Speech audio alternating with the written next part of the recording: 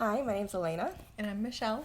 And this is a video that is a bit longer than our usual ones, and I just want to preface that it's going to be about this illustration and about Chinese opera in general, but it's also going to be about Howl's Moving Castle, which we read and watched recently, because we just don't know if we can fill in 2 hours of talking about just the illustration. So I started off with a 3D render of this mask that I made in Maya and Substance Painter and all that. Then I started blocking in props that are used in Chinese opera, and I was just trying to get some stuff down, just throw spaghetti at the wall. And I don't really end up keeping these, I end up redrawing them a lot of times, but this is just the general idea of what I wanted to do. And if you hear paper shuffle, if you hear paper shuffling, that's just all my notes, because I had to make a lot of notes on the book and also on Chinese opera.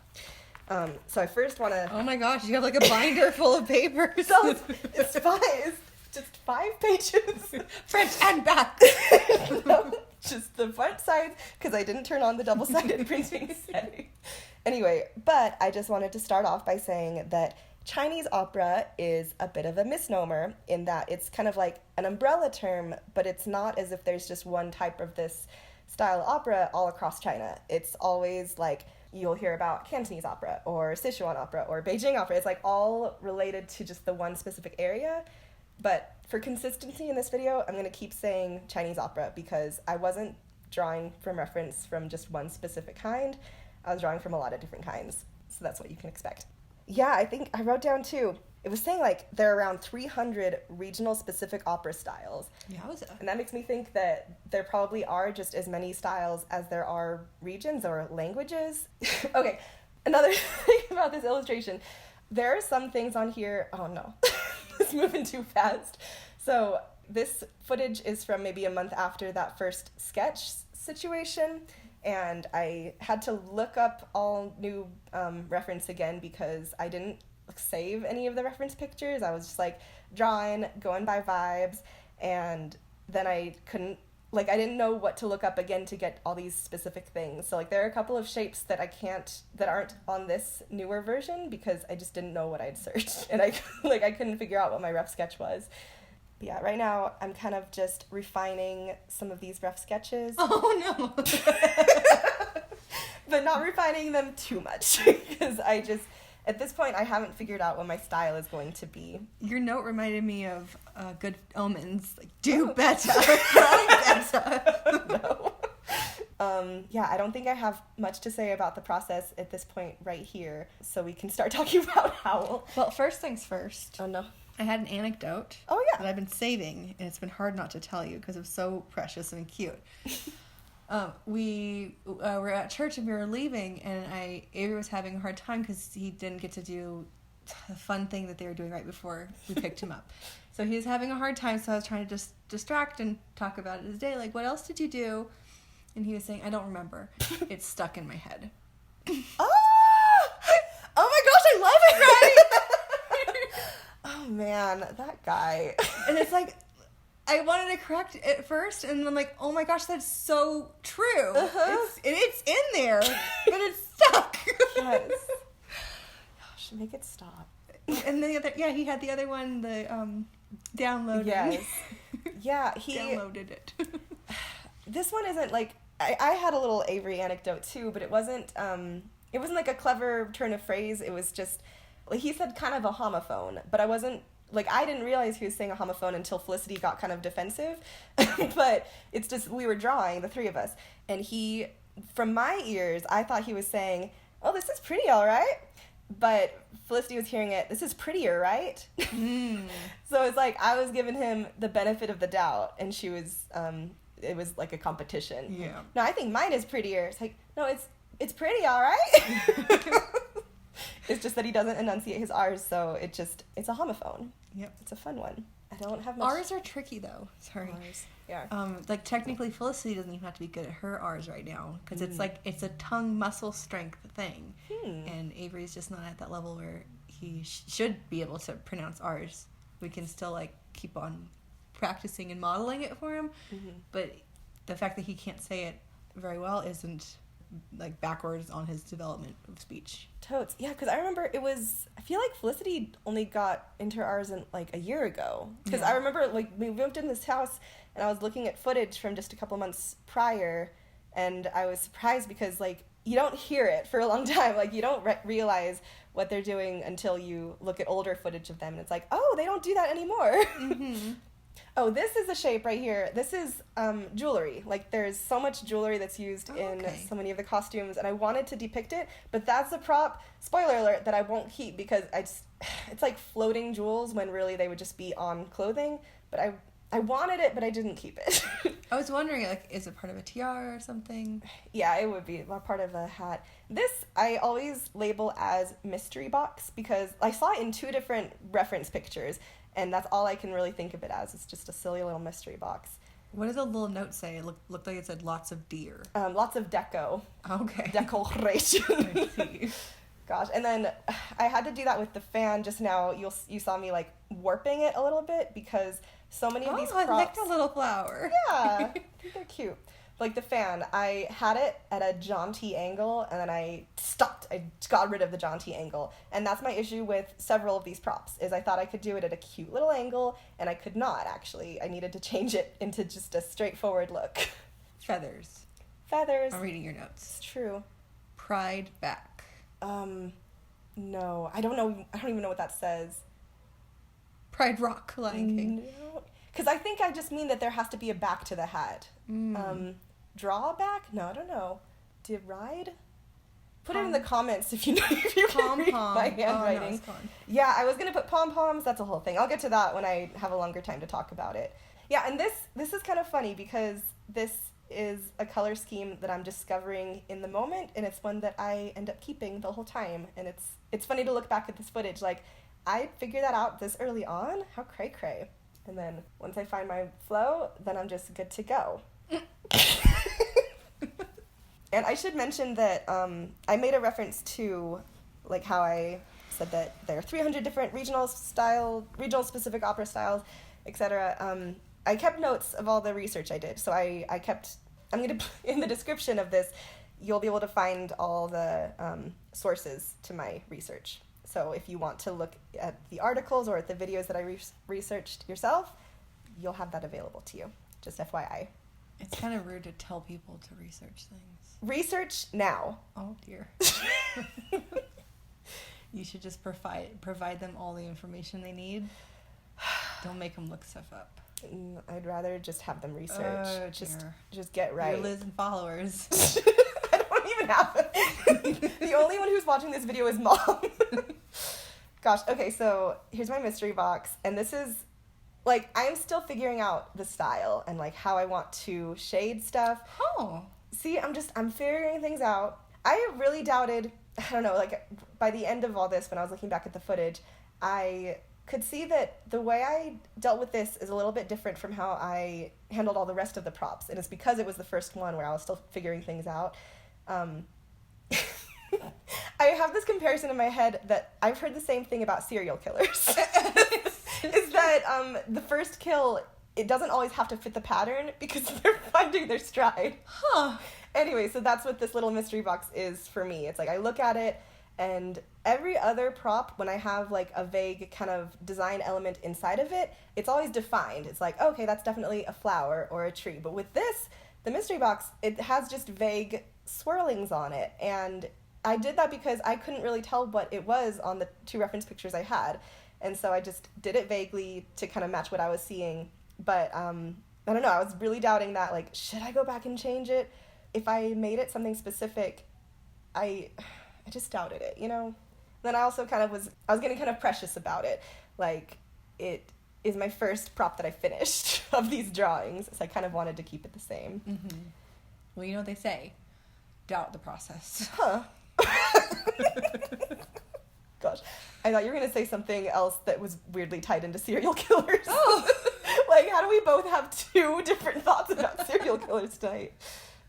Should we get into Howl? Yeah, let's talk about Howl. Wait, no! Oh, dear. I forgot. I do have something to talk about with this parasol. Or, see, I don't know if it's a purely decorative prop or if it serves a function, but I looked up a video about this type of umbrella, They are oiled cloth umbrellas, and I found it interesting in the video. It said they're made up of only 3 ingredients: the wood, the cloth, and it's made waterproof with oil. Oh. Just as long as it can dry for enough time, then it's totally cool. It's just a normal umbrella. So that was fun. Now we can talk about Howl. So yeah, we should start off by saying that we had watched the movie when we were younger. I remembered a lot of things about it, but I know Shell was not remembering so much. Not so much. But as I was reading the book, there were some things that I was just appreciating. I have a whole little section labeled here that's just called attention to detail, because there's a cute little sequence in the movie where she is she's putting on her hat and she does a cute little pose in the mirror. She smiles, then she shoves the hat on her head and is kind of glum about it. And that happens in the book too. It says that night, instead of talking to the hats, she tried each one on as she finished it and looked in the mirror. This was a mistake. It was just a cute little, a tiny little moment. But I just like to imagine Miyazaki, if he's the one who started. I don't know if someone else brought the idea to him as they read the book, or if he read the book and he was just I gotta make this a new movie. I just like that scene stood out to him and was we gotta have this. Let's see. And the sleeves are described. In the movie, I always thought it was his jacket was so odd, because I don't really see people dressing so much like that. But it's described in the movie as he has super long sleeves, so much so that he ties them back when he is he was doing something where he needed to be in the mud, so his long sleeves were tied behind his neck to keep them out of the way. So it's just a lot of things. Just as much as I was taking notes, everybody else who made the movie, they were taking notes too. So it was cute. Okay, so here's a lantern. This, I don't really have anything specific to say about the prop itself, because it's a lantern, and I was kind of trying to avoid props that are just normal props that would be in a home anyway, not really specific to this opera, but I don't know, it was I needed more things. And lanterns are they're there. Yeah, I was reading about Chinese opera and how their sets are always pretty sparse, because I think it originated in tea houses. It was just kind of a quickly done thing, and they wouldn't spend a lot of time on making props. It was more so about the actors and their movements and the story, and their movements implied props or implied things in the set. Or they would have a chair and that would be a stand-in for any number of things. So a lantern is here just because a lantern would be in whatever room this play is being held in. So I didn't really remember the movie so much. So when I was reading the book, I was kind of surprised that the stepmom was so nice. Because I don't know, maybe my mind was thinking about The Witch of the Waste and her being mean to Sophie, that I put that stepmother vibe on my memories, thinking well, she can't be nice, but she's nice in the book. And even knowing all her daughters so well as to place them in, the places. She gets them each apprenticeships in different places. Yeah, so she got them all places that go with their personalities or how she felt about her daughters. And she did it in such a nice way that only Martha is her actual daughter by blood, but she didn't show favoritism, and Sophie loves her and stuff. So I know that was refreshing as a stepmother character, that she was a nice lady. Then it got a little bit confusing. Is she nice though? The girls didn't really like their placements and they had to switch. But I think that the intentions were there, and they might have just been misconstrued by the younger girls. But I think that overall the stepmom was nice. Totes. Yeah, it was nice because in the book, the sisters actually played a role. It was weird to watch the movie because she sees one of her sisters once, and she doesn't have any sort of moment. She's not related to the plot at all. And she has a second sister who might sort of be mentioned, but it's we don't see her. But it's they were kind of significant in the book. So it was nice to see them and read about them. And yeah, Sophie talked to her hat, she talked to the stick, she talked to herself a lot. And I was saddened right away that she wasn't talking to her hats in the movie. Yeah. It's it was a super important part of the book that she put her magic into these things by talking to them. They didn't give her magic so much in the book at all. That's the thing. In the movie, she has no she's magical in the book. She's a sorceress in her own right. She doesn't realize it, but other people kind of realize it about her. But that's just completely erased in the movie, which is an interesting choice. I guess it kind of simplifies things. But they still, I was mad because they still kept that at the end, to jump ahead, that Calcifer is like, you're the only one that could have done this, was to put the heart back into Howl. Yeah. It's like, why was Sophie the only one to do it if you didn't give her any magical powers this whole time? I feel like the implication in the movie by his words there was just like, because you love us both. Okay. But like, the reason in the book is because she's able to talk life into things, and so that's why she's the perfect choice. And she let him live for 10,000, yeah, whatever. Gosh. Didn't she say that same thing, though? She did, And then I was like, oh, here, it's going to be true then, because you said it. Because you love me? I just don't know. But yeah, that was an interesting difference in the movie, is because in the book, the reason the Witch of the Waste even seeks her out is because Sophie is producing all these magical hats, and so the Witch of the Waste thinks she's encroaching on her territory. And in the movie, that is because Sophie's not magical, or not implied to be for the longest time. They had to change it, like, oh no, Howl encounters her, and that gets the Witch of the Waste's attention, and that's why the Witch of the Waste seeks her out. So it's just interesting how they changed things. It was also interesting that, I don't know, I was surprised in the book because the Witch of the Waste doesn't get any sort of redemption. She is the bad character the whole time. And, like, even to the very last chapter, I was still waiting for it. Like, how are they going to wrap this up and, like, get her to be part of the crew? But, no, that only gets to happen in the movie because they changed the main source of conflict in the movie into war instead. So that was an interesting choice. It was fun to not remember the Witch of the Waste's character from the movie and to see her as just the villain. And then to watch the movie and be like, oh, she was so sweet and cute. She was grandma. Yeah. So I like the order we read the book first and then watched the movie. So it was like and then the Scarecrow. The Scarecrow! Okay, folks. Like, the Scarecrow in the book is scary the whole time. Yeah. Like, Sophie does kind of talk it to life, but then it shows up at the castle again, and they're all super creeped out. It's like, why is the Scarecrow trying to force its way in the castle? And, like, all this stuff. Chasing the castle down. Yeah. Ugh, it was really alarming. And she kept on doing her magic to be like, don't look at us, go away, go fast. Uh-huh. Let's see. I feel like I had something to say about... Yeah, okay, so I was curious about what the author would have thought of this movie, because she was still alive when it came out, and I saw an interview where she was really diplomatic about it. She was like, I knew the movie would be different, and, like, the characters would be different from how I had written them in my book, so, like, she wasn't expecting a carbon copy. And she was even saying, like, that she has figurines of the castle and of, like, Howl and Sophie and stuff. Like, she enjoyed Calcifer. it. Probably. No, she did say that. I read the little questionnaire thing at the end of the book. Cute. She said she's got it at her fireplace. Aw. Yeah, and she was saying, too, that, like, she wasn't expecting the castle to move in that way. Like, she imagined it hovering. She didn't know that it would have feet. Yes. I know, it's like all these things, it was nice to know that she felt overall pretty positive about it. But at some points when I was watching the movie, I just wondered what she was thinking when she saw it. Because, yeah, at Howl's first bird-like appearance, the author must have been pretty confused. Yes. Let's see, at one point when Howl in the movie is saying Sophie should go and talk to Madame Solomon, she's like, Madame Solomon?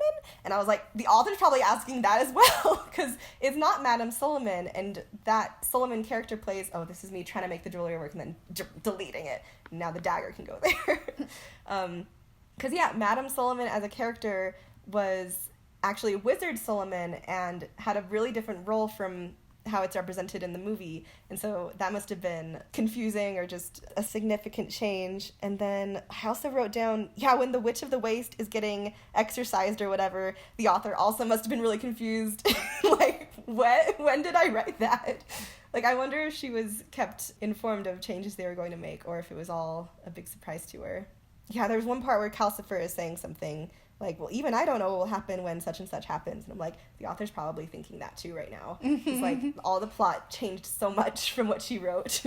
At least, like, at the end, I feel like a lot of the beginning things, like how Sophie left and stuff, and how she came into the castle and all that, I feel like a lot of the groundwork was pretty similar. Yeah, from the movie, I was really surprised at how fast she jumped in and started cleaning everything.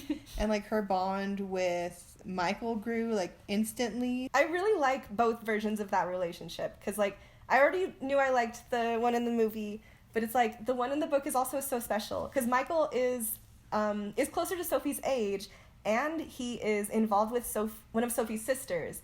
And so it's really sweet because she gets to know him in his own right, and so she gets to approve of him, like, just from knowing him. And it's just really sweet, and, like, they're friends, you know? They live in the castle together, and they get along, and it's just, I love it.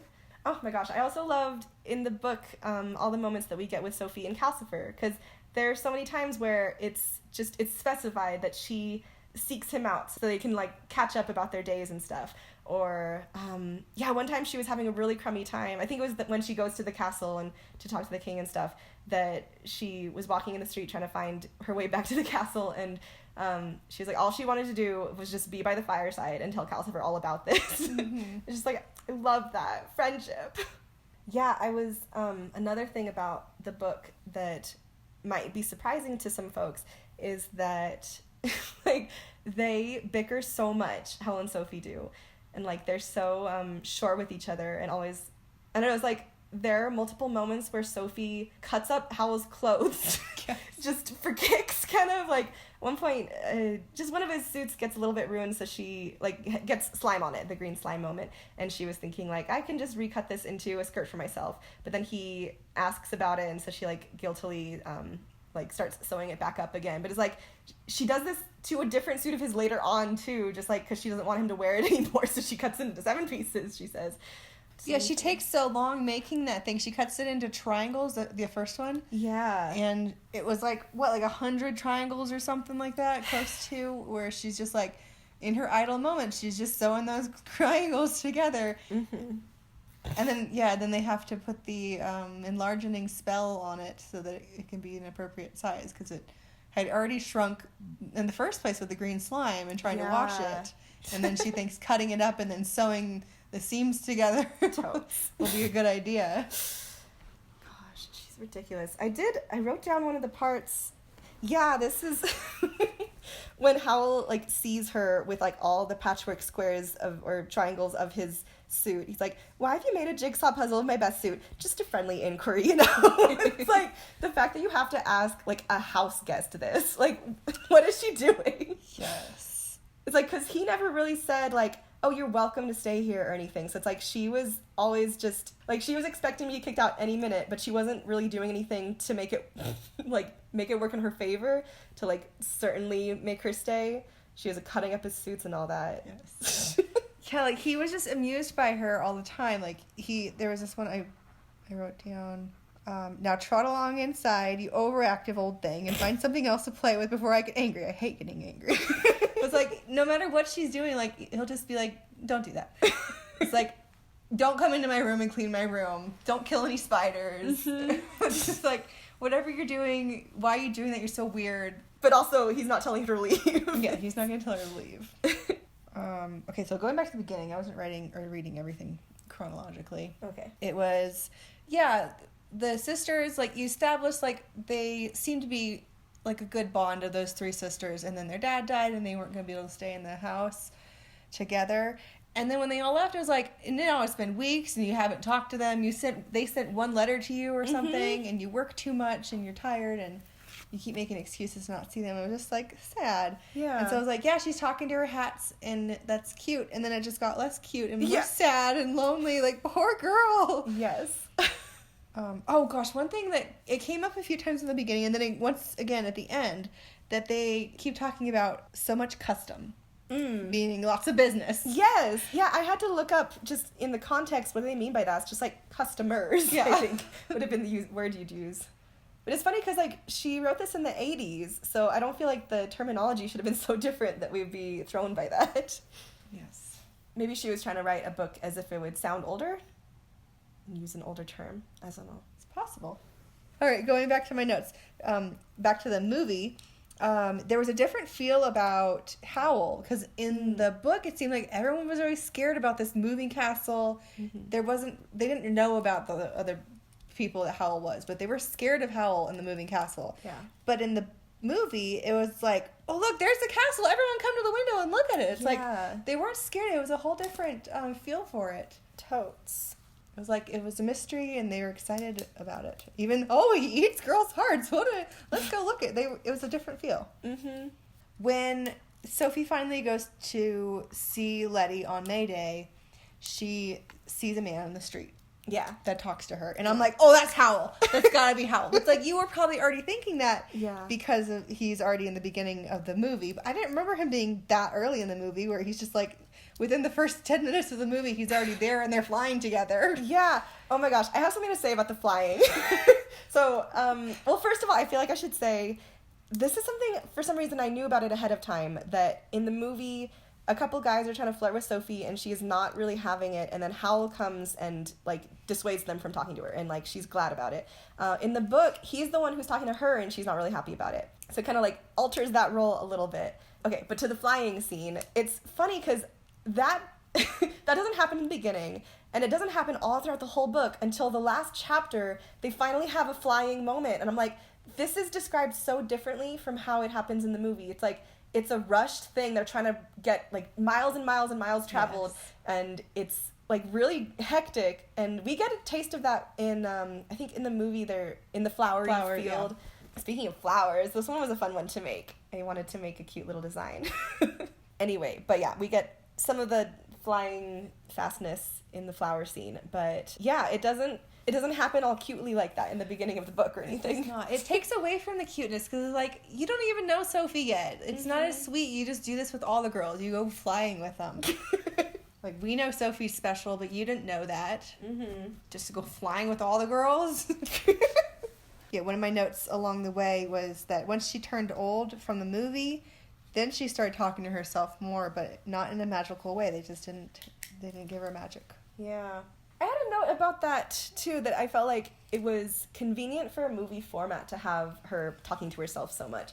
Because it's like, I don't know, like, I know in TV shows, for, like, screenwriters, it's really hard to write out what would be someone's internal dialogue and, like, do that naturally. But it's like, she just does that. And, like, that's what she did in the book, too. So it was just, I thought it was convenient. Yeah. Even though, yeah, it's for a different purpose, and it's not the same, and she's not magical. Wait, I had something to say about this drum. Just about drums in general. Some fun tidbit about the drum is that the drum in Peking opera plays a key role in that it's not only a percussion instrument, but the band's coordinator. There's no separate coordinator in the Peking opera band. The drummer is the coordinator. And then it shows later this... Conductor?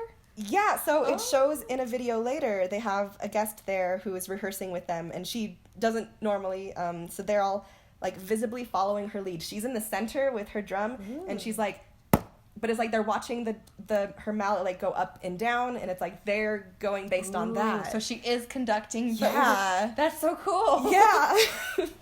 Thought that was super interesting. Gosh, you draw with this size changing. And it looks so fast and seamless. Do you know the cheat codes on your keyboard to make it feel fast and easy, or is it? I know that in Substance Painter, but for some reason in this version of Photoshop, I can't do it. So I just do it manually, and then I cut that footage out of this edit. It just makes it seem so seamless. Yeah, okay, so I was really disappointed because I didn't remember the movie. I'm going to say that a lot. So I didn't remember what was in the black color door in the movie. Yeah. I didn't remember. So when I was reading the book, and in the black door was where Howl was actually from, which was our world. Yeah. In Wales. And he had a sister and a niece and nephews and brother? I think it was just one nephew and then a brother-in-law. In a car? Yeah. And a reputation. Yes. So it's like, that was so interesting. And the descriptions they had about certain things in the human world that Sophie didn't know of was a fun, like, perspective shift. She was talking about the magic box with, she called them floppy white stalks. It was just TV with a cord plugged in, or, you know, the game, they were playing a video game thing. Totes. And then the car she was calling a horseless carriage. Yeah. It was fun. You have to go outside of your mind to be like, how would people view things if they had no idea? Yes. I actually have a note from that moment. It was really cute because Howl needs to ask his nephew for something, and so they go in and they see him on the TV, and like Michelle has described, like, they don't know what a TV is, Sophie and Michael. And so Howl's nephew is in there with a friend, and the friend says, "Don't interrupt, he'll lose his life." And so Sophie and Michael, seeing that it was a matter of life and death, backed toward the door. So cute. There were moments where Sophie, like, she got, like, leadership in her, where she did things that kind of surprised me. Like, that was one of the moments when the sister was yelling at Howl on the staircase, and then, like, she stepped in the way, and she was like, all right, well, let's go then. Like, she wasn't going to let Howl get yelled at anymore when she didn't feel like it was going anywhere. Like, instead of cowering behind, which I thought she was just going to keep on doing, she stepped forward and was the leader to get him out of the house. Yeah. I like it. In both the movie and the book, they do a good job of showing that, like, she gets less meek when she got older. It's like she has a new lease on life. Yeah. Found her confidence. Yeah, and things, too, is like she... Oh, wait, I have some things to say about this. So this is a flag. Oh, I went back because I had to do some fun things here. Okay, to be continued on the flag. I just like Sophie's perspective because there are some times where it's like she really does feel like an old woman, and there are some doubts that she had about her mother or her stepmother, and she, like, later on when they're having a conversation, Sophie kind of, like, has a different look at her. She's like, well, this, like, Fanny also is this young woman who probably also felt trapped by the hat shop, and it's like she wasn't looking at her like a teenage daughter anymore. She was seeing her with some perspective, and I liked that. Okay, so this this flag, I've written I need to draw a better dragon in the center because, yeah, that's the dragon. So these flags are kind of interesting because they're meant to be worn in a set. Chow chow? They're meant to be worn in a set of 4. That's where the kitties like to lay. If you put a piece of paper on the floor, they need to lay on it. I don't need the audio having all paper crumbles. Kitties need to lay on something. Let me find you some paper, chow. Oh my goodness. So, sets of 4. These are part of the costume of, like, an army general's costume. They are put on people's backs, and it's just, like, it's supposed to look really regal and cool. So, like, look it up yourself because it's, like, it does look kind of majestic. And some people even wear these to red carpets to, like, have a really eye-catching look, and I really liked it. So, this is just one of what would be 4. And it was really hard, too, because I was trying to mimic shapes and stuff, and I did these kind of what I would think of as M shapes, and then later I looked at a piece of reference and I'm like, oh, these are flames. So like I needed to curl those edges a little bit more, but it's like sometimes they are depicted with those sharp edges. It's just however you want, artist's choice, you know? So it was an interesting little prop to do, and oh my gosh, it was hard to draw a dragon. I had to keep starting and restarting. And there's also a little fireball in the uppermost corner there, and that was also really hard to do, but you'll see me do it. Oh my gosh, I love the little feeties. Oh. Anyway, so back to the movie. Yeah, old woman, she has perspective. It's fun. Yeah, and in the book, like, okay, in the movie, she gets old, and then she's walking to the mirror, and she's screaming, and she's, you know, walking away and coming back and still shocked. But I feel like in the book, she just like, well, I'm old now. Yeah. She just totally accepts it. She didn't feel sad. She didn't get mad. She wasn't even mad at the Witch of the Waste. Perhaps, then, yeah, later she's like, perhaps she was a little mad. But then old women often are. Yeah, no, that's even, in the movie, she leaves the next morning, like she needed time to collect herself and make a plan. But in the book, she left that very night. Oh my gosh, I loved it. I have a whole little category I set aside for, like, funny moments. In the book, she has a lot of talk of, like, she's the eldest child, so she feels like she can't seek her fortune, and she has a lot of hang-ups about that. And then when she becomes old, that's where she decides, like, okay, I'm old, I can go and seek out my fortune, and that kind of thing. And then there's this part where it's like, she's so cold before the castle shows up. When she gets inside, she sees the chair by Calcifer's fire, and she's like, my fortune! And sits down. It's like, there are a lot of cute, funny moments in the book. Yes. Yeah, you know what? When she's cleaning, there's, like, a cute moment where it's like only Calcifer and Michael are in the castle while she's doing this. Howl, I think, had stepped out for a while. And so, like, when he gets back after she's done so much cleaning, it says, like, Michael took hold of Howl by a trailing sleeve and towed him over to the bathroom where Sophie could hear him pouring out complaints, which were easy to hear, even with Calcifer roaring, Howl, stop her! She's killing us both! It's like, everyone is so dramatic. Yeah. Oh my gosh, yeah. And in the movie, Sophie gets young again when she's sleeping. Yes. It was such an odd twist. Yeah, I had some thoughts on that.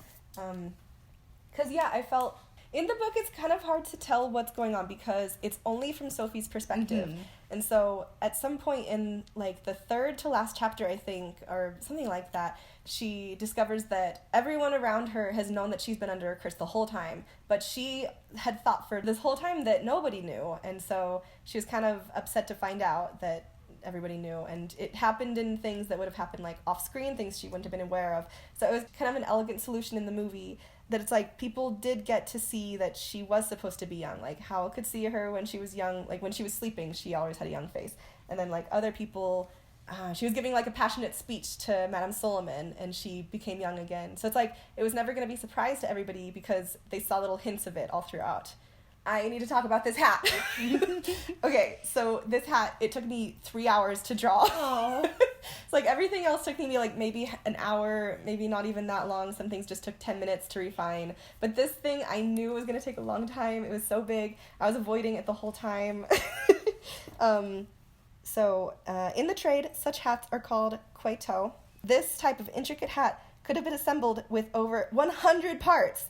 And most parts of the hat are made of thin cardboard so as to make the hat as light as possible. Oh my. The hat that I'm drawing typically has pom-poms on it or big beads. One source implied these are added to make the character look more imposing. But it was like, I just kind of, I don't know, I struggled with the decision to add pom-poms. And I saw that there were some hats that looked like this that did not have pom-poms. And at a certain point, it's like, I was struggling to nail down all the details of this hat to begin with, and I was kind of saving pom-poms for the end. But then when I got to that point, it was like, well, if I put pom-poms, it's going to cover up all this other stuff that I spent 3 hours working on. So I nixed it, and it's fine because hats like this did exist anyway, so it still is matching some reference that I looked at. Another source was saying, like, this is an art that is passed down from craftsman to craftsman, or it stays within families and is just passed down from generation to generation. Yeah, in one video, this type of hat was described as an archaic helmet, so like something an army general might wear, or even like there's a play for Mulan, so it's like Mulan character could wear this. So I think it's just, that would be indicated by the large feathers on this hat. It's usually an army type person. Yeah, that's all I had to say about the hat. That was my longest section of like research that I made because it was really interesting. I watched a lot of videos about these hats. Okay, what were we talking about? Yeah, there were some other things that were interesting that they changed in the movie, or that I was glad to read about in the book because it clarified some things that I was confused by. Wait, I have one other thing to say about the hat. I just remembered. So this is what I was talking about, is like, I drew some props at a jaunty angle, or sometimes I thought I was drawing a prop at a jaunty angle. And so this prop really is symmetrical for the most part, but I felt like it was going to be at a little twist, and so that's why I didn't just like mirror it or like, make it symmetrical using the program. And so it's like, looking back on this footage, it's like, I could have saved a lot of time by just like mirroring it. Why didn't I do that? But it's like, I felt like I was going to do something a little different, and I didn't know my own mind. It's like the feathers, at least, they're not symmetrical, so I almost had something going there.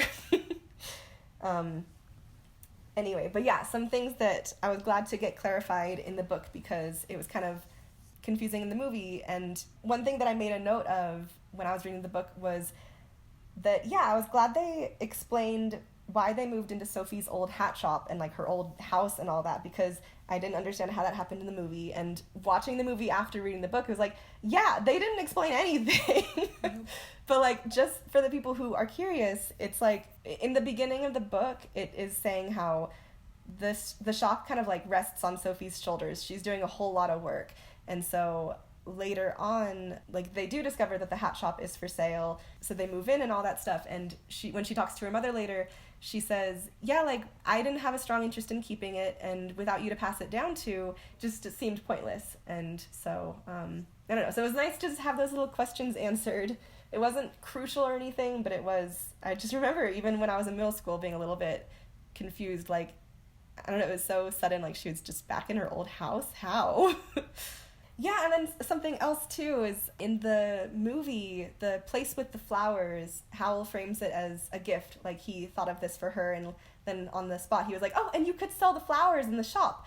But it's like, in the book, he had already asked Sophie about that because they knew they were buying a shop and they were trying to move the castle and have different doorways and stuff. And so he was asking her, like, oh, where would you want to live if you could live anywhere? And she was like, someplace nice with flowers. And then later he was like, what are we going to sell in the shop? And she's like, flowers. Anyway, so it was her thoughts. She just kind of got taken out of the decision making in the movie. And the other place that they moved the house to is also a big grand castle that he fixed up nicely. So, like, he was being sweet. Yes. Gosh, the thing with this book is, by the very end, it gave me some Pride and Prejudice vibes, because, like, I remember watching the 2005 version and thinking, like, well, when did he start to like her? Because I feel like her feelings are pretty clear the whole time, Lizzie Bennet's, but we never really know how Mr. Darcy is feeling. But then it's like, he proposes? Like, where did that come from? And I thought, like, oh, okay, once I watched the 95 version, maybe it'll make sense. It did not make sense. It still was confusing to me. And then maybe a year or two ago, Mom, Michelle, and I read it for our book club. And it's like, now I'm going to get some answers. We're going to get to know everything. It's like, no, it still doesn't make sense. It's always like, it's been really vague for me. It's like, I don't know when Darcy started to have feelings for her. It's just like a lot of it is kind of from her thoughts. Like, we get some of his inner thoughts, but not enough for me to have felt like it was super duper clear. And that's how I feel about this book too. It's like, in the third to last chapter is the first time that Sophie says really blatantly, just in her own thoughts, that she has feelings for Howl. I was gonna say calcifer. You heard it. Because she, like, one of the things is that she accidentally, with her magic that she didn't realize she had, she charmed one of his suits to, like, attract ladies to him. And she's talking about this to herself, like, confound that charmed suit. Like, I refuse to believe I was the one who was caught with it. And then it was like, trouble is, the other suit that he wears that's not charmed seems to have worked the same way. So it's like, so she likes him? Like, since when? And I was doing, like, Mrs. Bennet's thoughts of, like, but she didn't like him. I thought she didn't like him. And then in the last chapter, Howl is saying, like, oh, I was wondering if it was going to be you, like, the girl who I met on that one day. Because he didn't know what she looked like, except for as an old woman, but he knew that she was cursed. So it's like, he always had feelings for her, he was saying. And he was, I don't know, it's like they both understood each other in that moment. But it was like, I didn't understand nothing. Like, when did that happen? And I had started the book with those, like, couple goggles on. Like, I knew those two were going to end up together, so I was waiting for it, and just, like, it was obvious, but it wasn't obvious at all.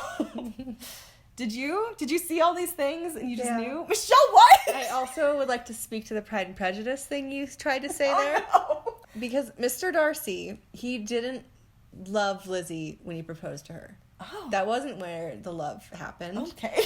He didn't understand her yet. So it grew just as much as Lizzie's grew. And he was just, like, enamored by her and trying to just get the thing he wanted. But he didn't love her yet. I need to rewatch this. Sister. I've never seen it. If he thought he loved her, he didn't love her right. And he grew to love her more later. But he did not love her when he proposed. In all the times that we've watched this movie and we talked about the book, I don't feel like I've ever heard it phrased that way. But we're not talking about Pride and Prejudice. What if it just became that for the next hour? We could. No. But we've already talked about Pride and Prejudice enough. Oh my gosh. Yeah, okay. There's a moment when, I don't remember I didn't write it down. In the book, Sophie was feeling nervous or freaked out about something. Was it the scarecrow trying to get in or something? I think so. So she goes to go sit down, and Howl comes over. Calcifer's, like, doing something too, and they both, like, calm her immediately. Mm-hmm. And then it was brought up later that they were, like, always helping her since the beginning. They were helping her so she didn't have, like, old lady aches and pains, and that was part of the love. Gosh, I mean, yeah, one of the things that he says explicitly is, like, and I thought if I arranged for your family to visit you, it would keep you quiet for once or something. It's like, all these things, like, all these good things, I wouldn't have thought that he was doing them. Yeah. But we keep getting down this thing. We talk about the book, and I had to go back now. Yes, she's getting the walking stick. And then it said in the book, it was also something to talk to. Mm-hmm. And She's clean. Yeah, okay, so she cleans the house. It's been weeks or something. In the movie, it was like, same day she cleaned everything, is beautiful, done. Everyone loves her. She's part of the family, and so is the Scarecrow and Michael and all that. Yeah. No, in the book, she keeps cleaning things, and eventually she's going, like, Howl leaves for the day. Bye, Howl. And then she goes upstairs to go clean his room. And when she gets there, he's there. He's blocking the doors, like, I saw you leave. He's like, I meant you to see me leave. Like, oh my gosh. Yeah. Creepy, scary, but no, it's like, don't clean my room. Don't touch anything in there. Yes. Yeah, I was going to say, a big difference between the book and the movie is that in the movie, his room is so pretty and shiny and decorated, so beautiful. Yes. But in the book, it's a dusty, spidery dump. Yes. Yeah, so much is going on in Howl's room. I even noticed, like, a hanging thing of garlics at one point in Oh, there. There's, like, plants, and I feel like a water feature. It's lots of stuff going on, and just, like, shiny, nice in there. It doesn't need to be cleaned. Yeah. Yeah, some of the house, the way it's depicted in the movie, I really like the changes they made. Because in the book, the castle is actually just the... Oh, okay. So, with these lanterns, I saw a lot that had a word written on them, or just, different words each time, but I couldn't tell what it would be, and I didn't want to put a word I didn't know, so I just put our last name. Yeah, when in doubt, just put your own last name on stuff. Foolproof. Yeah, easy peasy. Okay, but what was I in the middle of saying? Oh, yeah, so you and your perspectives. Right. If you have the ability, why not? If you can warp something.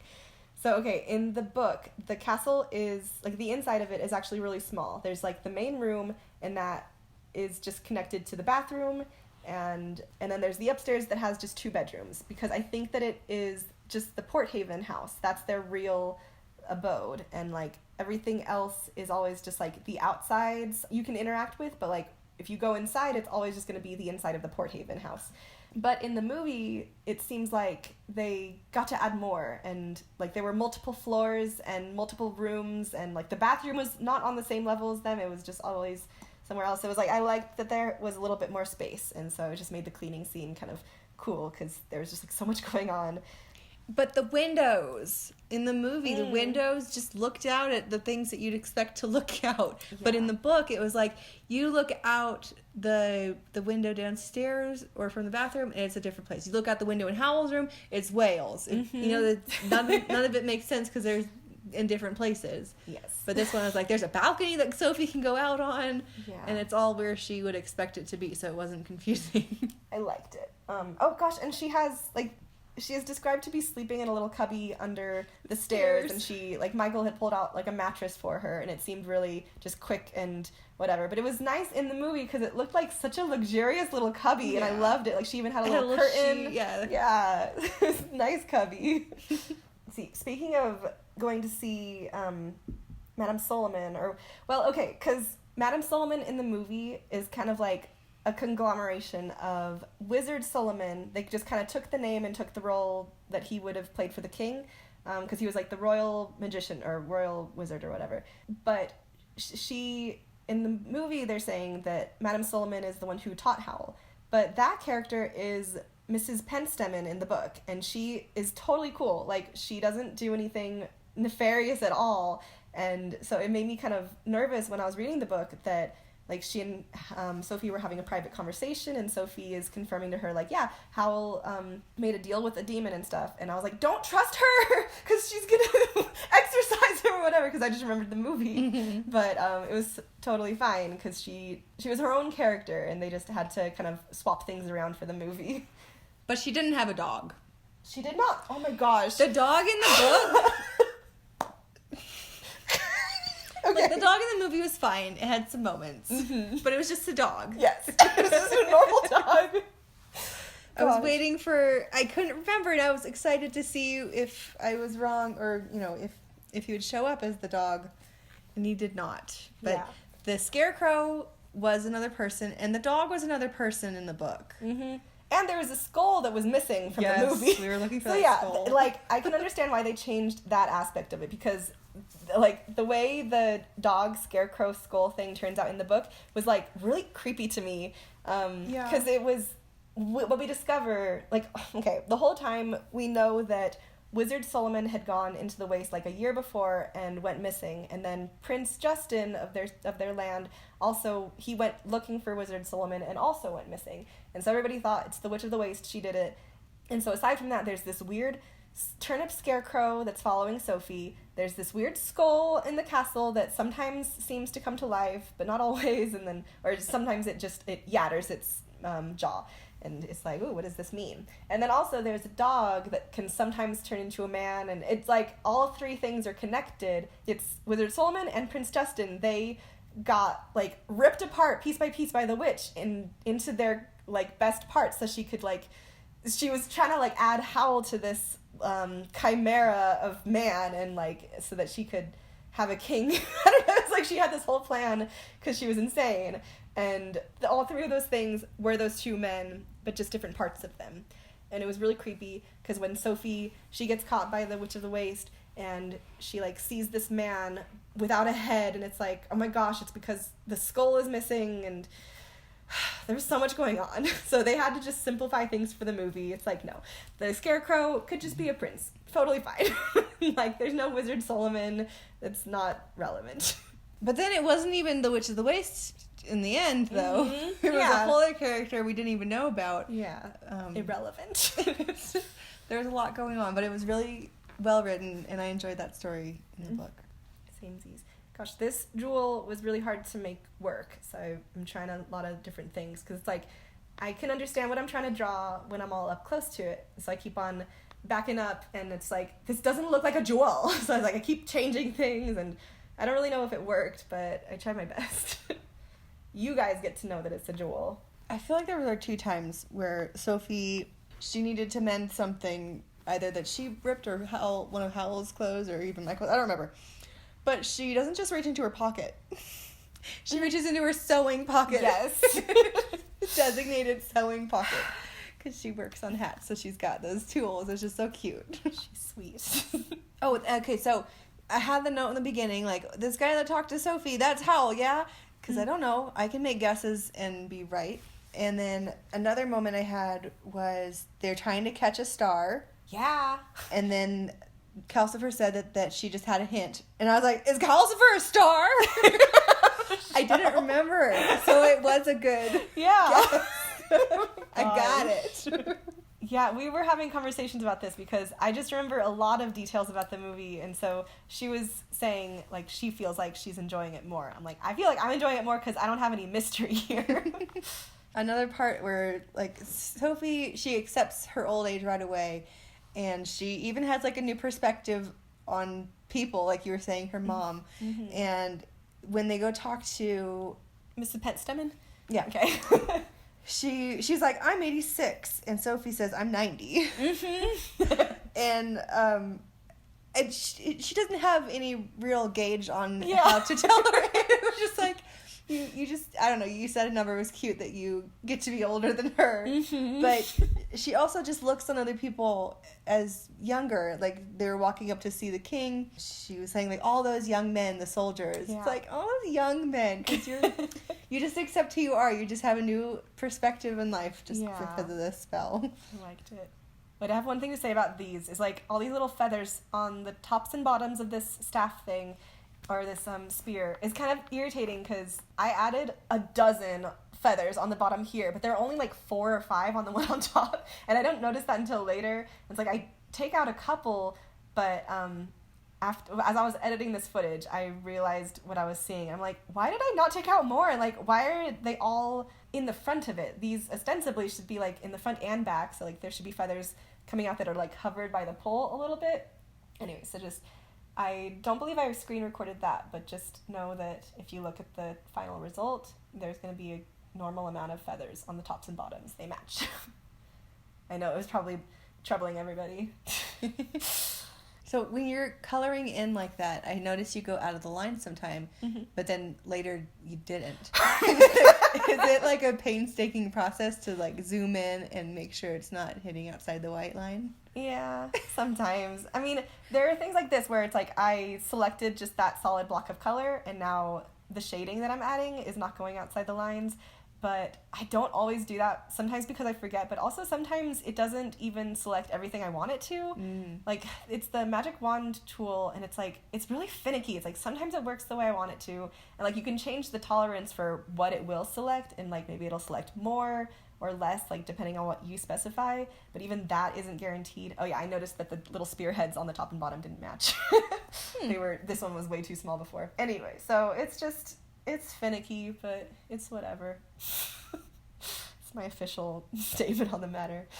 Let's see. I feel like Oh my gosh, whiny Howl when he's getting sick. Yeah. Howl seemed to be managing to cough, groan, blow his nose, sneeze, and wail gently all at the same time. Yes. That was her hint to come up and keep him company. Yeah, Howl was fun in the book. He's kind of like untouchable in the movie. But he has so many flaws in the book. He's just a human person. God, I don't remember what the meme was, and I tried to find it. But there's a meme I saw a while ago where it's like normal men doing whatever, like, oh man, Howl being mad about his hair dyeing into just a melty pool of green slime. He's so whiny and what a drama queen. Yeah, it's funny for all the flaws that there are shown of him in the book. The only time that they ever show him like really snapping at Sophie in the movie is just when he is in the green slime scene. It's like when he dyes his hair. Okay, I love drawing this sword because I know it's going to be symmetrical. So I do that, and I plan it out well enough. And it looks so pretty when I like snap it in half, or when I mirror it. See, it looks like, wow, she planned that out so nicely. Yeah, and speaking of Mulan as a play, I'm pretty sure that this is a prop that would have been used for that. Ooh. Or that is used for that, because it still has modern productions. And it's funny because then when you look at the sword her family's sword that she has in the animated Mulan, it's like, oh, this is the same sword. So I think that the animators for that just drew reference from Chinese opera. Or I was also thinking, like, I know that the Fa family in the movie, that they have a lot of dragon motifs around their house. So like, it could just be for that reason, but I feel like it has roots in Chinese opera, and so they were acknowledging that. Okay, so I like, a lot of things have a more positive spin on them in the movie, like how everything regarding the scarecrow is just a little more light and positive and not so like creepy and dark, and the Witch of the Waste, she gets redemption and family in the movie. And it's like, I remember in the book there was a moment where Calcifer is saying that she's a lonely woman and she's unloved, and so I was really looking forward in the book to like having her get to be not lonely and loved, but she didn't really get to have that. So it's like the movie made some things positive.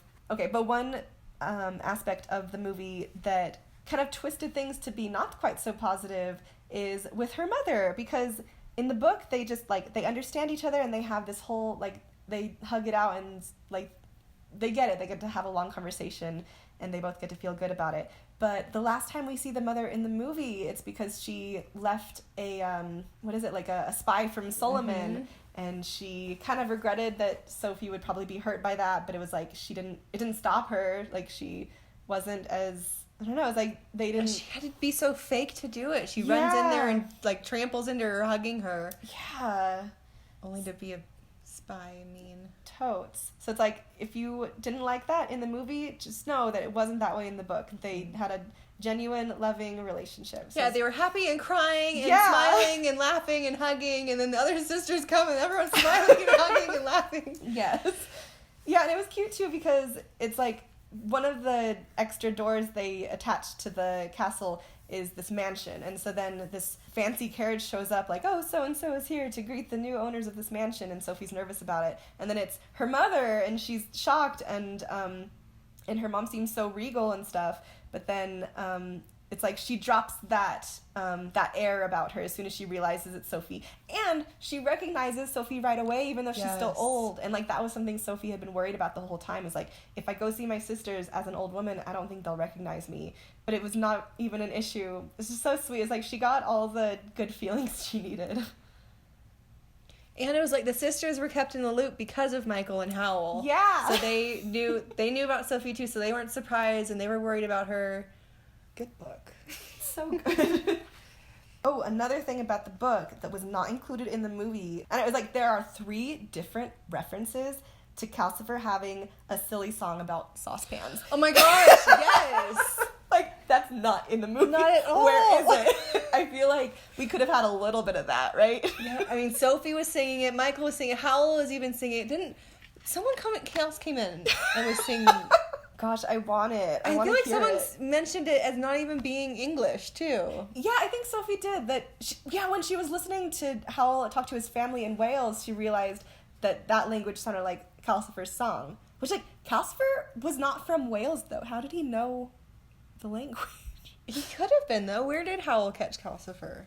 Well, because Calcifer sounded surprised when Sophie said, like, he's from a whole other world. Oh, that's Calcifer right, was saying, like, I knew he was from another land. I just didn't know it was another world in another land. Okay. Okay, another part where Sophie's magic comes into play is when they start the flower shop. She notices that when she talks to her flowers, the ones she talks to live longer, and then so she talks to them more, and she saves them in like magic solutions so they can last longer because she doesn't want to keep throwing out flowers because that's sad. Yeah, and then she was having a bad day, and she was yelling at one of her flowers, and it turned into like a really great weed killer. Which was nice, because, yeah, that was such an interesting thing, because she brought the weed killer, a lot of it, to the mansion, because the mansion wasn't a nice place right away. It was kind of run down, so she was, like, pouring out the weed killer on, like, the driveway, and then, then eventually Howl fixed up the house, so it's like, she did the nice driveway and beautiful, got rid of the weeds, and then the mansion looks nice before her mom comes to visit.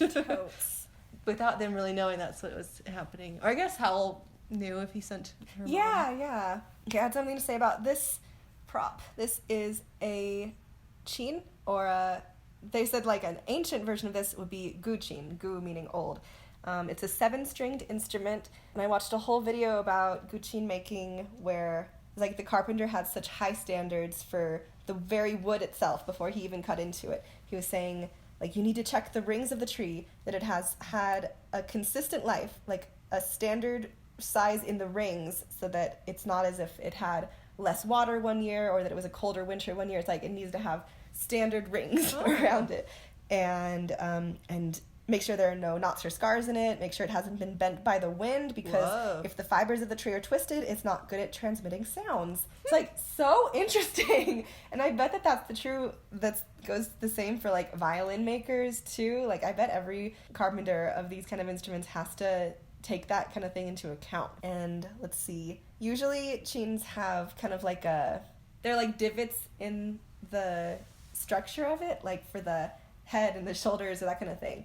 But the style I drew is, in English it's called the chaos style, so it's kind of more like tubular and more like straight lines. I just liked the look of it because I would be able to add decorations like I wanted. So yeah, that's what I have to say about that. Oh yeah, and then she's having a talk with the dog? He's a man. I think he turned into the man at that point. So she's talking with the man, which is Solomon or the other one? Prince Justin was the scarecrow. So the dog was Ben? It was both of them. Like, it was a combo of... Well, hang on. No, the scarecrow was a golem of Wizard Solomon's, so it wasn't really them. Okay. I think the dog was a combo of both of them, because they were trying to get straight answers of what even his name was, and he couldn't answer, because he was 2. So anyway, I think they were just calling him Percival at the time. That's right, yes. So anyway, Sophie's, like, airing out some of her angers at the dog man. And Howl and Michael were listening, and then she gets all mad at them. Yeah, and then Howl was saying that he always knew she was under a spell. Yeah. And then she says that she is doing it to herself. Yeah, okay.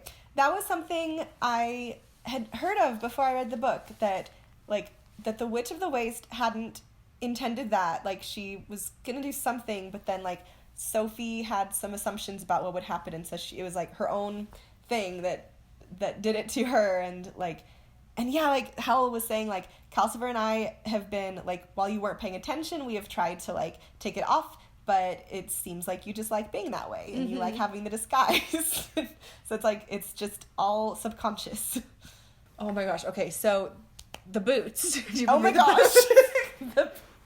They have, what are they called? 1,000 League boots or something? 7 League. 7 League boots. So they have really big ones that her and Michael used to try and get to Letty first. Mm-hmm.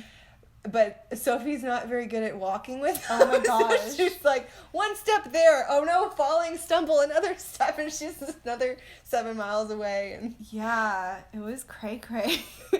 It had some fun magic.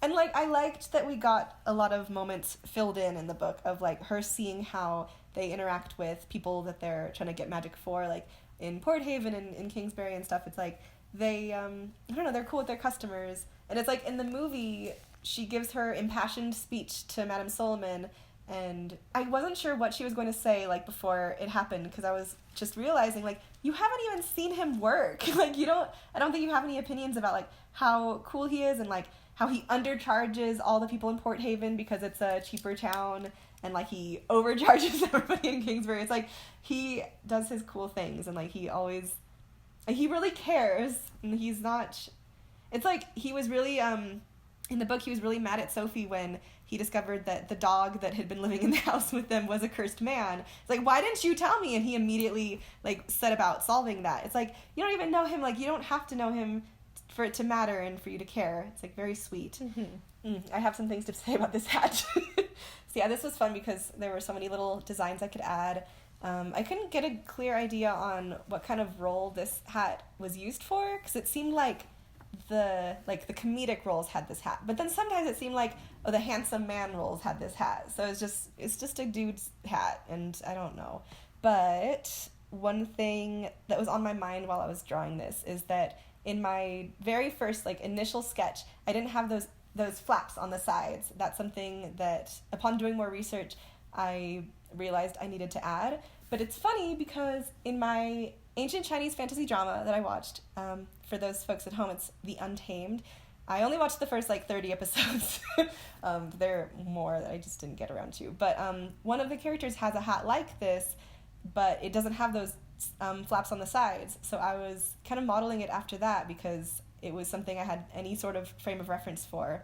It was the character, I'm going to say this wrong, but, like, Jin Guangyao. But, like, he has a hat like that, and it sticks out really, like, tall. Like, it's just that back portion is a tall little thing. I don't know. It was an interesting hat. I don't think I have anything else to say about this hat. Okay, so they move the locations in the castle and whatnot, and they created the flower shop, and they're going to sell flowers. And so previously, when Sophie had been cleaning the house, there were some parts like Howl's bedroom. Don't clean that. The closet near on the first floor that had lots of stuff. She was taking it out one day. Like, don't touch that. And then he was mad about his bathroom stuff being moved. Yeah, go on. Okay, in the book, it was like, I guess in the movie they had that scene too. It was like, I see you cleaning here. Like, you didn't move anything, did you? Nope, I didn't move anything. Yes. It's like she seemed so honest. I believed her in the book. I was like, it must come later because she's not lying. And then another one was outside, and, like, they had a little courtyard in the book. So Howl didn't want her touching anything out there either. So anyway, when they get the flower shop and the castle, when they moved, Howl and Michael start pulling things out of the cupboard, and Sophie comes over, and I thought that since they'd moved houses that they were going to give her a room. Oh! Yeah. And it was like, bust down this wall. I'm like, oh, she's going to have a nice room. No, that was the entrance to the flower shop. Yeah. In the movie, she gets a room, Yes. And Grandma gets a room right away. Yeah. She didn't have to wait long. Goodness gracious. Yeah, so it's like the Witch of the Waste in the movie came in so mad and just immediately put a spell on Sophie. In the book, it felt like Sophie was having a bad day and she snapped at her, and she shouldn't have been snapping at people. And so it felt more deserved, really. But not for her to just come in and be mad right away. And Yeah. gosh, so that was an interesting difference. But yeah, in the end, in both movie and book, the Witch of the Waste wasn't, like, the ultimate evil. She started it, and she seemed like she was the main bad guy, but it ended up being Miss Angorian. yes, her in the book, and then Sullivan in the movie. Oh my gosh. I think we already talked about it, but just like, I love that she shrank down to this like sweet lady with the dog and then the scarecrow. Like, there was a moment where they all had to run out of the castle to break all the portals to the different rooms and then go back in. And when they go back in, Michael's trying to help, the Witch of the Waste Inn, but no, the scarecrow comes and jumps her into the house. It's like, they're such a crew and a family, and it's so sweet in the movie. Yeah. Oh, yeah, and like, okay, so in the movie, like, war is going on, there's bombs being dropped, and then also the things are, like, chasing after Howl and trying to get into the door where Sophie's at, and so it's like, so much is going on, it's crazy, but in the book, it was like, they're just having a nice time selling flowers, but then, like, sometimes Howl and the witch are fighting, but it's like, it's all separate, like, yeah. I liked, there's some light parts in the movie, and then some darker parts, and then the same with the book. Like, there was a mix of both things. Yeah. Yeah, I think I like both of the book and the movie equally. Like, they're not the same thing, and I like that. Yeah. It's like, you don't always get that. Sometimes it's like, oh man, the whatever was so much better. It's like, I can't say that here. Yeah. Gosh, there's a moment like, Calcifer was kind of all-knowing about things going on outside or around. So, Calcifer's in the house, and Howl's, like, sleeping. Well, Calcifer's always in the, in the castle. But he's like, the witch is after your family or something. Howl just comes flying out of his room, and he goes, and like, everyone, like, runs up. Because this is when Sophie's family's all there. Mm-hmm. So everyone goes up to Howl's bedroom to look out the window. And then Howl gets her right in time because like little Mari's like going and the witch is like trying to lure her away. Like, it was such a fun scene. It was like, go Howl and save the sweet little baby. And he did. Gosh, everyone just needs to, if you've only seen the movie, read the book so you know who we're talking about. Yes. Yeah, in all our years of knowing the movie, we never read the book, and it was so worth it. Mm-hmm. Yeah, because I don't know why I had this impression. Like, despite liking the movie, I assumed when I learned there was a book that it would be really dry. And even when I learned that it was written in the 80s, I still thought it was not going to hold up. Why would I assume that? Like, it's just good. I don't think I knew there was a book until quite recently. But that really didn't, like, spurn me into wanting to read it. It was just like, oh, there's a book. Interesting. Never knew. Mm-hmm. But when we came to the conclusion that we'd read it and watch, it's like, oh, yes, that sounds fun. Let's see, there was some other little tidbits I liked. One of the things I wrote under attention to detail is that it was written in the book that, like, they're making breakfast, and it was like, Calcifer seemed to be eating the eggshells with a lot of snarling and gobbling, and it's like, that happened in the movie too. It was cute. But it was fun because in the book, they frequently describe, it's like he's a trash can. They just, like, it's like she swept out Michael's room, all this, like, dust and rubbish, and it was like, Calcifer had a hard time, like, getting through all of that. It's like, he had to burn all of that with his soul and his body. Like, why would you, I don't know, like, why don't you have a trash can? It's like, Howl was sick, and he kept, like, throwing his tissues onto Calcifer because he would just burn it. It was like, it wasn't a faux pas, but it was ridiculous. It kept happening. I had something to say for this too, and this is kind of goes for this is like an all-encompassing thought that, like, I came upon this little phrasing, and like, it's something that was repeated a few times throughout all the research I was doing. It was just saying, in Chinese opera, scenery and props such as this weapon and the photograph of this weapon that I'm drawing right here are few and far between, as actors often rely on stylized gestures to express a certain situation or event. And so it's kind of weird to realize this little by little, that it's like, I am making an illustration that is meant to be celebrating Chinese opera, but I'm emphasizing all these things that are not really emphasized in Chinese opera. So it's like kind of odd. It's like, what was my artist intent here? It's like, I am trying to celebrate it, but I don't know. It's like, a really big fan of Chinese opera might be like, you didn't focus on the heart of it, you know? Like, if I wanted to, maybe I should have put, like, an actor or, I don't know, something else. So it's kind of an odd choice, retroactively, to just realize that. It's like, only props, nothing else. I had good intentions, but I don't know. If people are bothered by it, then I would understand. Do y'all feel? Mm-hmm. I'm not bothered. You're never bothered. You never get bothered by anything. Worst quality. One flaw. Okay, there was this one funny change between the book and the movie toward the end where, so in the book, Sophie frees Howl and Calcifer from their contract, and Calcifer flies away saying, "I feel so light." And then, like, I was remembering how it happened in the movie that Calcifer is doing that. He's like, "I'm free." And then Sophie wakes up Howl, and he's like, "Oh, like, I feel so heavy." And she says, like, "It's the burden of having a heart," or something like that. And it's kind of a sweet moment. It's funny, because in the book, when she wakes up Howl, he's like, "Hell's teeth, I've got a hangover." It's like, no wonder they had to change that. This is funny, because, like, even if I make something symmetrical when I'm doing the sketch, I still like to do the final lines and, like, the shading as its own, because it's this thing of, like, your eyes wouldn't exactly notice that these are not, like, mirror images or not duplicates of each other, but I think they would notice if they were duplicates. So I just always look out for that. Okay, so this is my first thought of what a background could be. I was going to keep it really simple. I was thinking curtains. You know? So that's the simplest it could be. I added a little bit of graininess to it because I've been liking that look lately. But then a month or two later, I went back into it like, no, gotta make a different background. I hate this. So I looked at some clothing, and I just added some motifs from clothing that I looked at from Chinese opera. So this is a kind of pattern I saw on a lot of folks' clothing, and so I wanted it on here. It doesn't really end up looking like Wise. I don't know why I'm sketching it out that way, but it is what it is. Yeah, there were also, in the book, there were a lot of funny moments that I wrote down. Let's see. Yeah, one part really got me, because Michelle and I have Kindle Unlimited. We share the same one, and so there are points when I'm reading and it'll say, like, "Oh, do you want to go forward to the most recent page, or backward to the most recent page, or to the other user's page, or whatever?"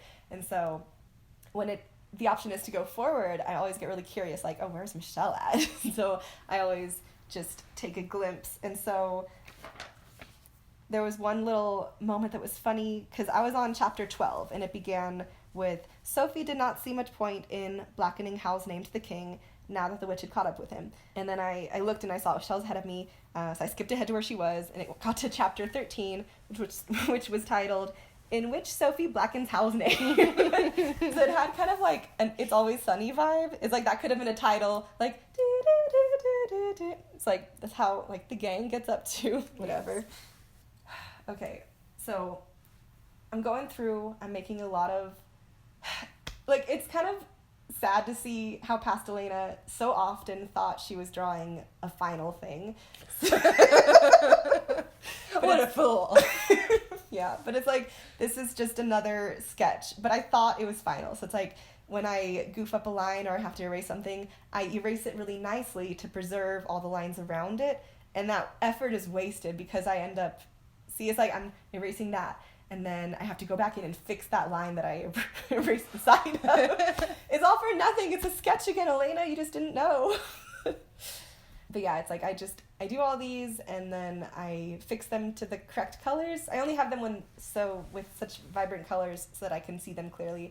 But anyway, when I make them the correct colors just to see how it looks, I'm just like, the lines look way too thick, and I don't want them to look so eye-catching. I want the main focus to be the props in the front, and when I put those layers where they ought to be in the background, they don't look right. So I just have to keep fixing them, and it's a whole thing.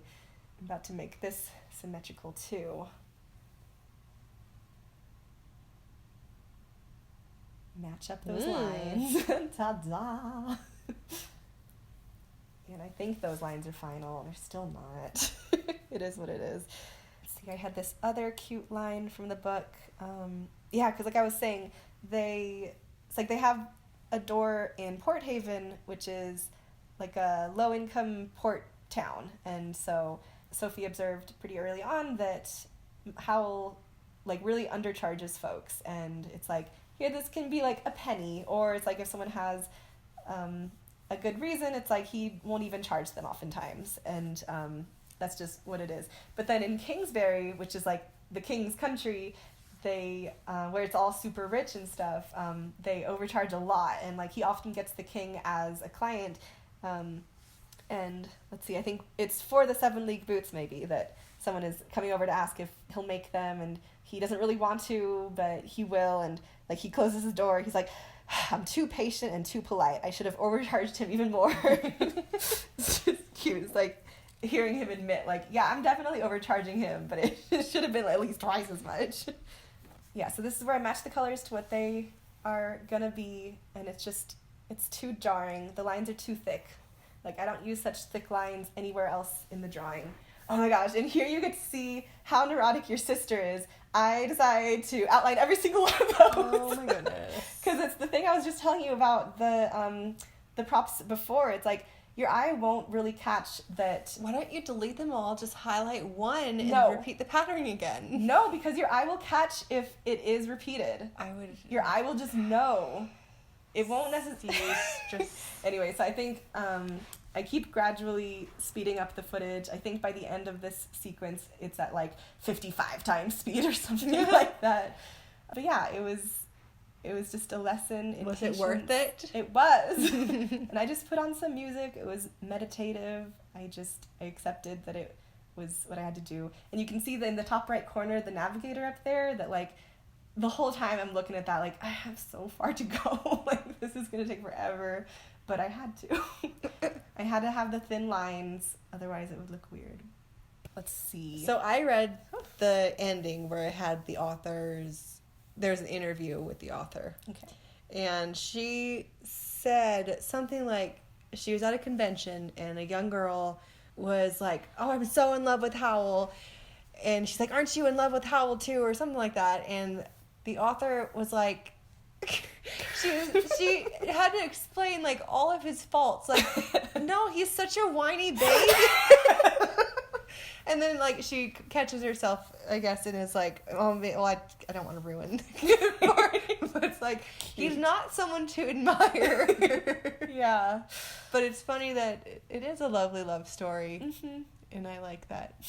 I like that relationship in the end. But it is like, yeah, you just melted into a pool of slime. Yeah.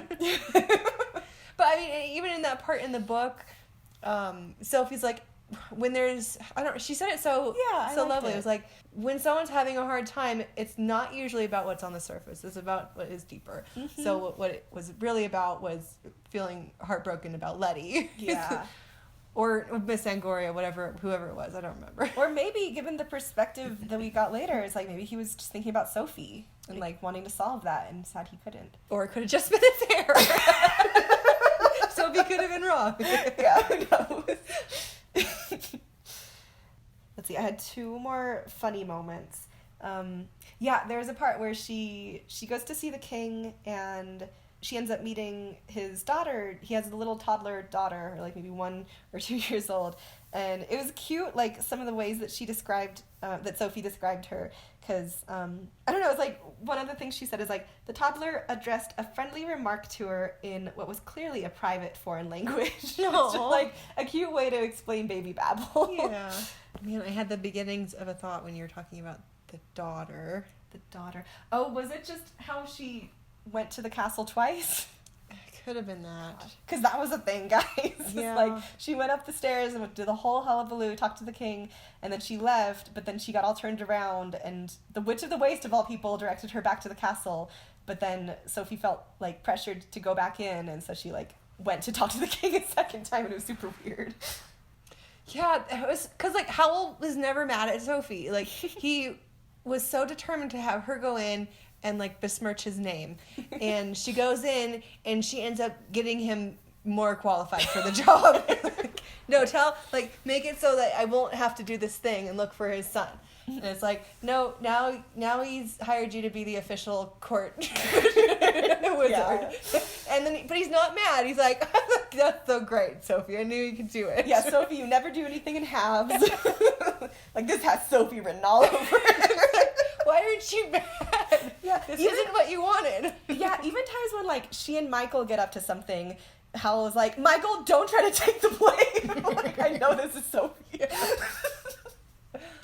Oh my gosh, I loved that effect, but like I feel like it took me way too long to learn that you could do color overlay on a layer and it would change it completely, because sometimes you do a sketch in a color that it's not a sketch that time, and it is the final.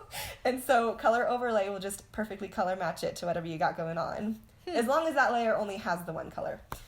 Just FYI, in case you want to do Photoshop shell. Later tonight.